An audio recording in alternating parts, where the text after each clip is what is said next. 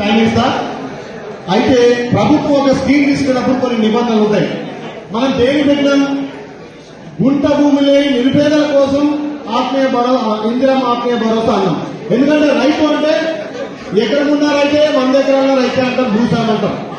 ఈ స్కీమ్ ఏంటంటే గుంట భూమి లేకుండా జాతీయ ఉపాధి పథకం పోవడంటే అప్పుడు కరువు రాగానే ఏం చేశారంటే ప్రతి ఇంటికాడ వాళ్ళందరూ జాబ్ కార్డు తీసుకున్నారు అన్న నేను తినాలి.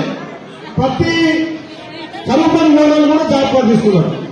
మరి అట్లేయాలంటే జాబ్ కార్డు తీసుకొని వ్యవసాయ కూలికి ఫోన్లలో కూడా జాబ్ కార్డులు కాబట్టి మన ప్రభుత్వం ఆలోచన ఏం చేసిందంటే కూలి అయితే కనీసం సంవత్సరంలో 360 రోజులు. గతంలో మన కాంగ్రెస్ పార్టీ ఉన్నప్పుడు 100 రోజులు పెట్టింది. తర్వాత సెంట్రల్ గవర్నమెంట్ వచ్చిన తర్వాత 150 రోజులు చేసింది, పరికరాలు పెంచింది. కానీ ఆ 360 రోజులలో నిజమైన వ్యవసాయ కూలి అయితే కనీసం 20 రోజులు పోతారు కదా అనే ఉద్దేశంతో ప్రభుత్వం 20 రోజులని మ్యాండేటరీ పెట్టింది. దాన్ని కూడా పెద్ద చేసారు. సరే ఇంకా తక్కువ కొంతమంది ఎందుకునంటున్నారు, ఈ ప్రభుత్వం భూమి లేని వాళ్లకు చేయాలనే ఉద్దేశంతో మనం చేస్తున్నాం కాబట్టి దాన్ని కూడా మేము పరిగణన తీసుకుంటాం.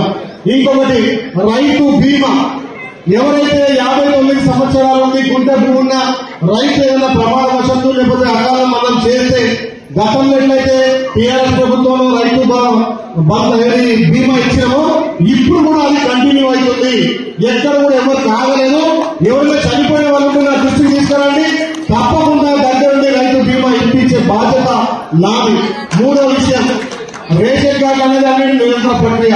ఇంకొక ఇక్కడ ఇప్పుడు మా ఎండో గారిని మా ఆఫీసర్లకు పిలిచిన ఈ ఎంఆర్ఓ మొన్న కూడా చెప్పిన ఎవరైతే ఇల్లు కట్టుకుంటారో కానీ ప్రభుత్వ పథకాలు ఎన్ఆర్ఏ సీసీ రోడ్డు కానీ ఏదైనా బిల్డింగ్ కానీ లేదా సొంతానికి ఒక ఇల్లు కట్టుకుంటే తప్పకుండా ఇసుక పర్మిషన్ అని చెప్పినా మొన్ననే ఎంఆర్ఓ కూడా వార్నింగ్ ఇవ్వడం జరిగింది.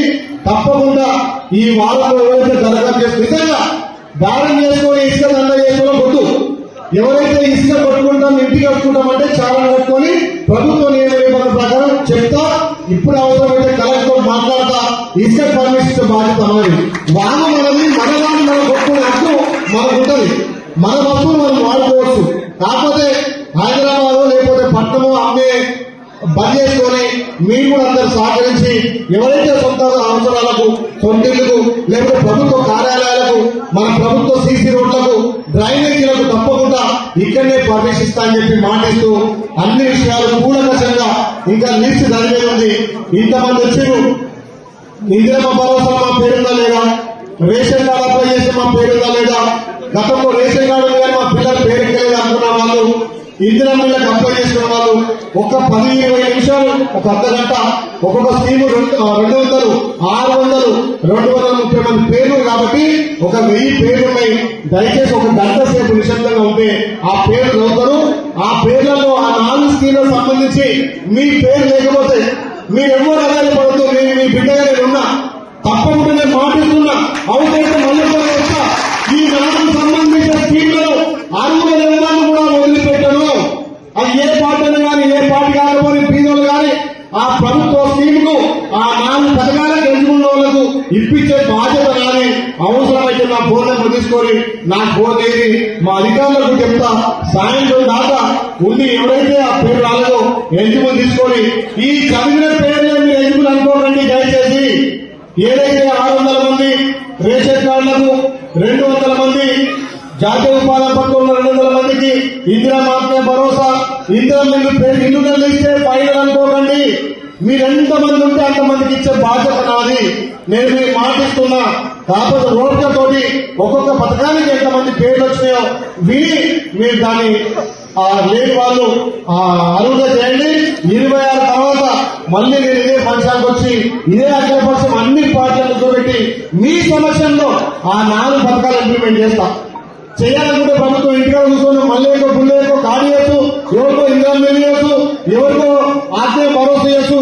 ఎందుకోసము పారదర్శకంగా మీ అందరికి అందాలి, మీ సమక్షంలో సెలక్షన్ కావాలి, మీ అందరి సమక్షంలో బెనిఫిషియల్ ఎంపిక చేయాలని ఇది స్కీమ్. కాబట్టి దయచేసి మీరు నాకు సెలవు ఇవ్వాలి. ఇంకా 4 మండలాలు ఇంకా మాట్లాడే వక్తలు చాలా మంది ఉన్నారు. నేనున్న పెట్టులో నిలబడి ఎట్లా కూర్చొని నిలబడదు వాళ్ళు కూడా మిగతా ఇక్కడ ఈ పక్షం వాళ్ళు కానీ ఆ పక్షం వాళ్ళు కానీ లేకపోతే మా అక్క జిల్లాలు మీరు కూడా ఇంకా సజెషన్ ఇవ్వండి. మా అధికారులు రాష్ట్రంలో మా డిఆర్డీఓ గారు గత 4 రోజుల నుంచి అన్ని గ్రామాలు మంచిగా సెలక్షన్ చేస్తున్నాడు, మన ఆలయానికి మంచి పేరు చేస్తున్నాడు, క్షుణ్ణంగా లబ్ధిదారులందరూ పేరు రాసుకుంటాడు. కాబట్టి నాయుడు గారి సమక్షంలో ఇంకా ఈ మండలానికి గ్రామానికి ఎక్కువ నిధులు వచ్చినట్టుగా నా బాధ్యత తల్లి మీరు ఓపికతో ఉండండి. దయచేసి మీరు ఎవరు అధ్యక్షుడి రేపు మీరందరూ మళ్ళీ రాజకీయ నాయకులుగా ప్రజాప్రతినిధిగా ఈ వేదిక మీద రావాలి. నా కోరు మీరు 4 ఏళ్లు ఈ అభివృద్ధిలో భాగం పంచుకోవాలి. కొంతమంది ఎంపీడీసీ గా, కొంతమంది సర్పంచ్ గా, కొంతమంది వార్డు మెంబర్ గా, జెడ్పీడీసీ గా అందరం కలిసి 4 ఏళ్లు ఓట్లు తెలియదాం. ఎలక్షన్ వచ్చినట్టు ఎవరు జెండాలు పడదాం. అందరికి ఎవరి మీద ప్రేమ ఉంటే, ఎవరు మంచి సంక్షేమ పథకాలు అందిస్తే, ఎవరు వాళ్ళని ఆదరిస్తే వాళ్ళ ఓట్లేస్తారు. ఇది మాత్రం రాజకీయాలు లేదని ఇంత మంచిగా సజావుగా సరే సాటికి ఆడవదర్భం ఉంటాయి. నువ్వు నేను అనుకుంటాం, మళ్ళీ అందరం కలుసుకుంటాం. దీనికి ఇంకా ఈ ప్రతిపక్ష నాయకులు కానీ, విపక్ష నాయకులు కానీ, బీజేపీ కానీ, ఇక్కడ సిపిఐ ముగ్గురు మాట్లాడినా అందరూ మాటలు ఆగించి ఏదైనా ప్రభుత్వ లక్ష్యం ఈ 4 స్కీమ్లు మీ అందరి పేరులో చేరాలనే లక్ష్యంతో పనిచేస్తున్నాం. కాబట్టి మీరందరూ దయచేసి మీ బిడ్డగా నాకు సెలవు ఇవ్వాల్సిందిగా మనం చేస్తూ జై హింద్.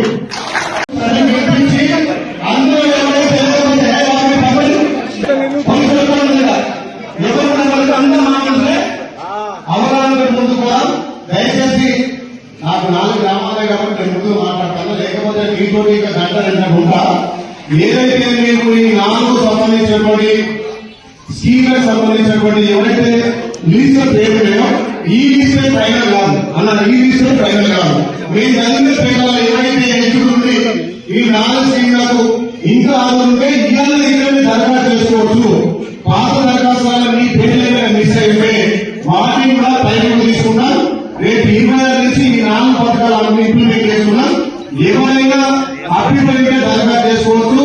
రేషన్ కార్డు కానీ, ఇందిరా మిల్లు కానీ 8,000 రూపాయలు పెంచి సంవత్సరానికి 12,000 రూపాయలు ఎకరాకు, అంటే 6,000 ఒకసారి, 6,000 ఒకసారి.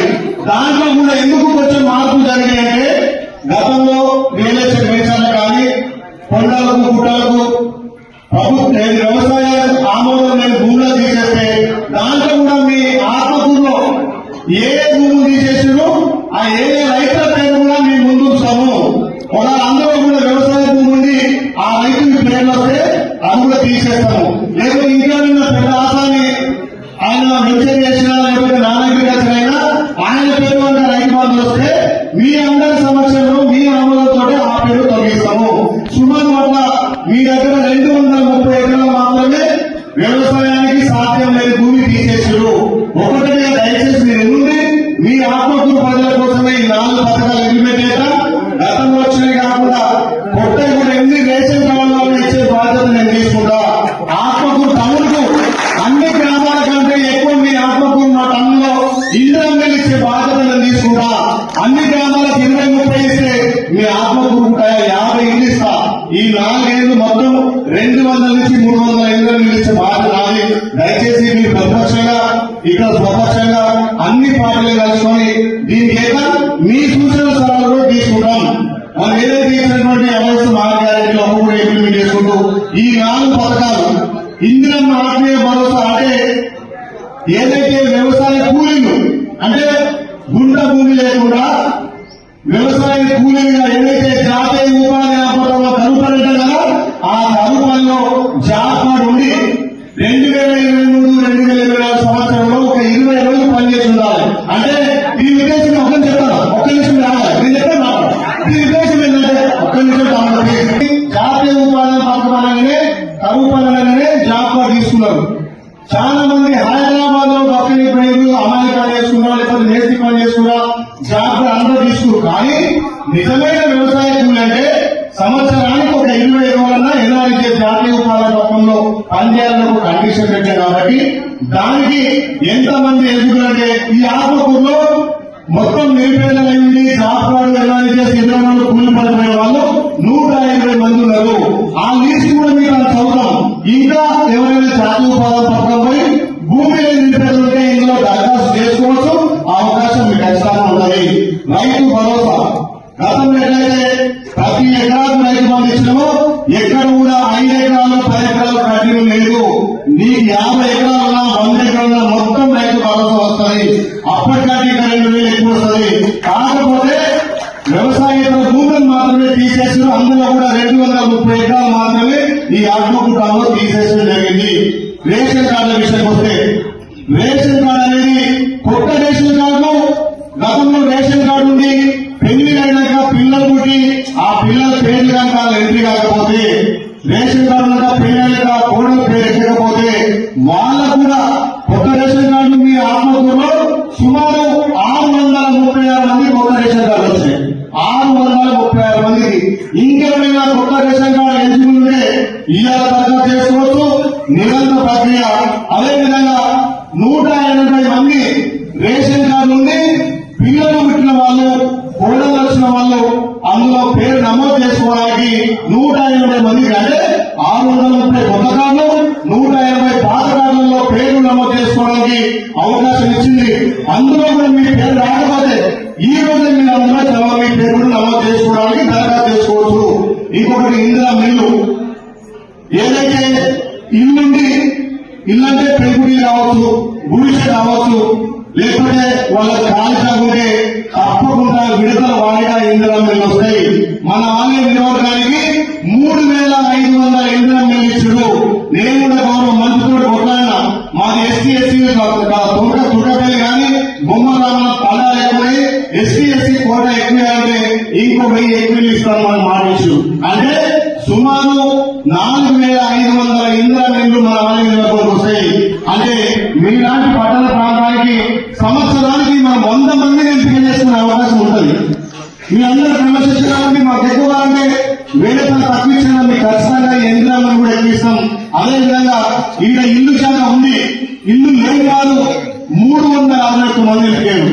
అంటే ఇల్లు కట్టుకోవడానికి ఫ్లాట్ ఉంది, వాళ్ళకి అవకాశం ఉన్న 360 మంది. ఇక ఇల్లు లేకుండా, జాగా లేకుండా ఉన్న వాళ్ళు 71 మంది.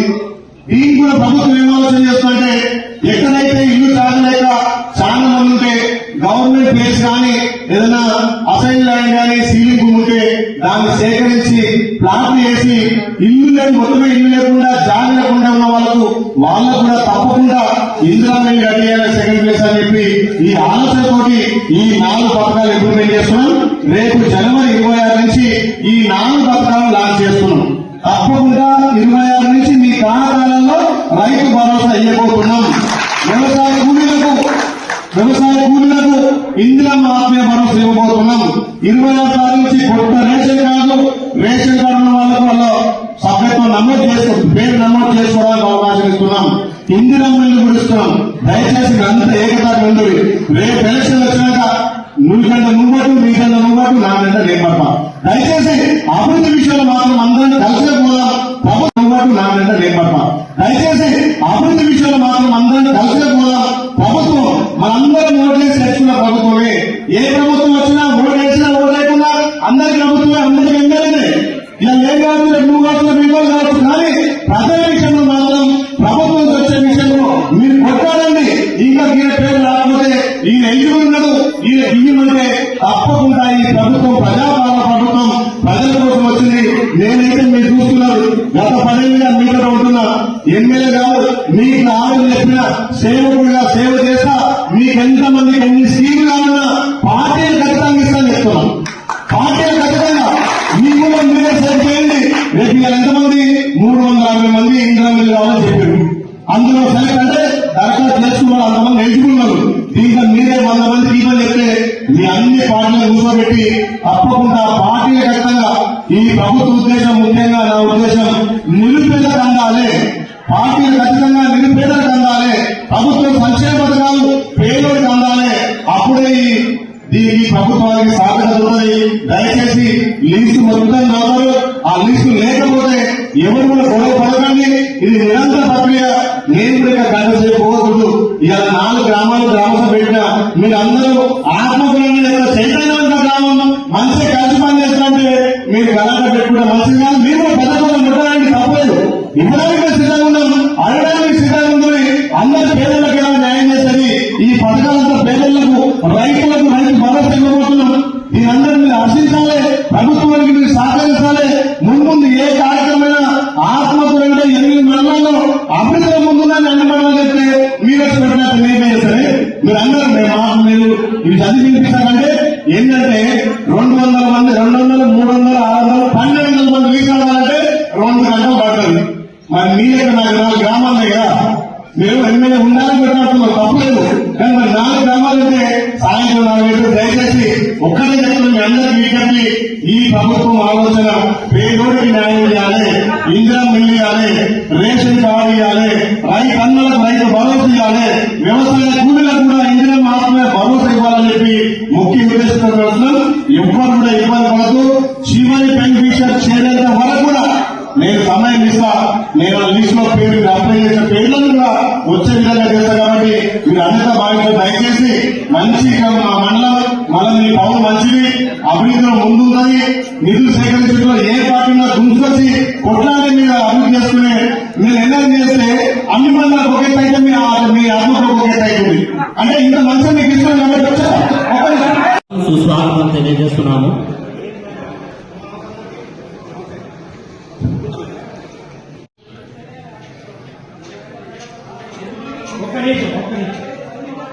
ఒక్క నిమిషం అండి.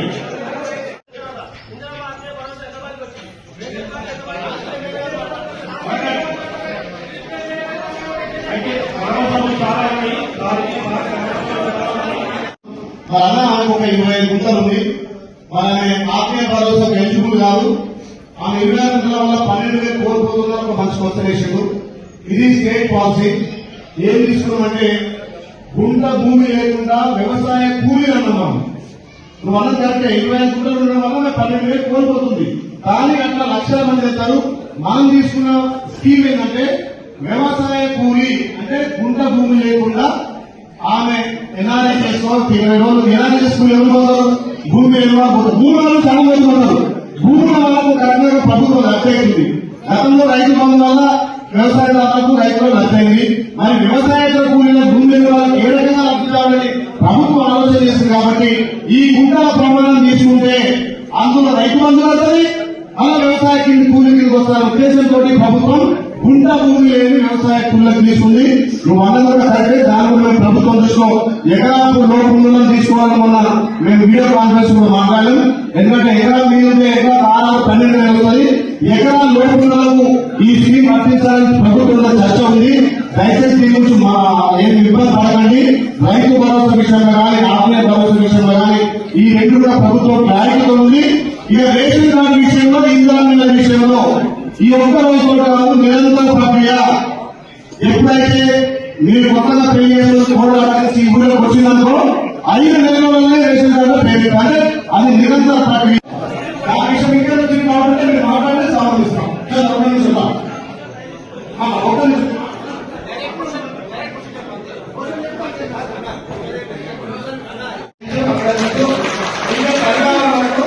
ఏదేమైనా ఏదైతే ఇందిరమ్మ భరోసా ఆత్మ భరోసా కావాలో దానికి మా రిక్వెస్ట్ ఏంటంటే చాలా 12,000 ఇస్తామంటే ఉపాధి హామీ రైతులందరూ కూడా పేదవాళ్ళు.